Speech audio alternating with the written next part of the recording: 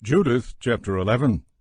Then Holofernes said to her, Take courage, woman, and do not be afraid in your heart, for I have never heard anyone who chose to serve Nebuchadnezzar, king of all the earth.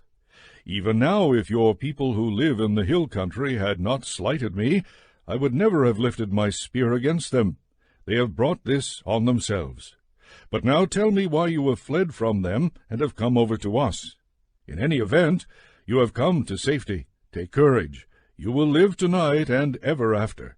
No one will hurt you. Rather, all will treat you well, as they do the servants of my lord King Nebuchadnezzar. Judith answered him, Accept the words of your slave, and let your servant speak in your presence. I will say nothing false to my lord this night. If you follow out the words of your servant, God will accomplish something through you, and my lord will not fail to achieve his purposes. By the life of Nebuchadnezzar, king of the whole earth, and by the power of him who has sent you to direct every living being. Not only do human beings serve him because of you, but also the animals of the field and the cattle, and the birds of the air will live, because of your power, under Nebuchadnezzar and all his house.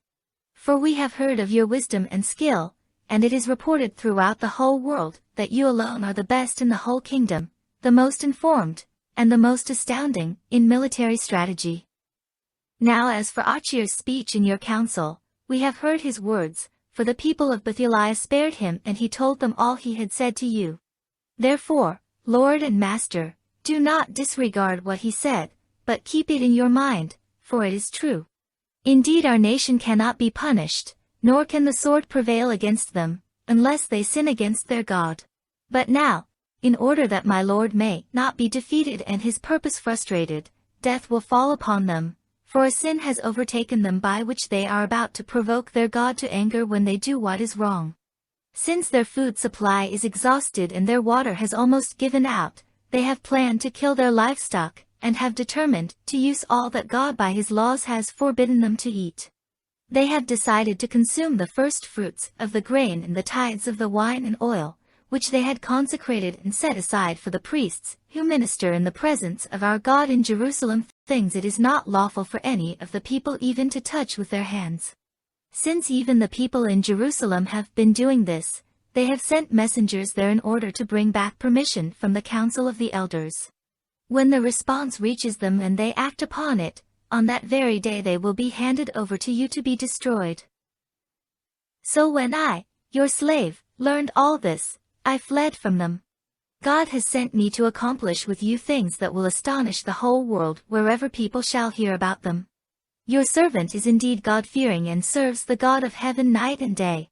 So, my lord, I will remain with you, but every night your servant will go out into the valley and pray to God. He will tell me when they have committed their sins. Then I will come and tell you, so that you may go out with your whole army, and not one of them will be able to withstand you. Then I will lead you through Judea until you come to Jerusalem, there I will set your throne.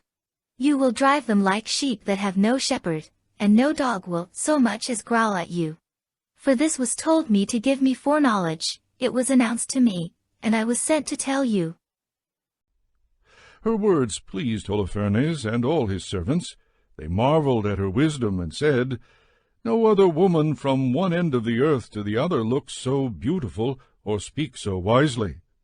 Then Holofernes said to her, God has done well to send you ahead of the people to strengthen our hands and bring destruction on those who have despised my lord. You are not only beautiful in appearance, but wise in speech. If you do as you have said, your God shall be my God, and you shall live in the palace of King Nebuchadnezzar, and be renowned throughout the whole world.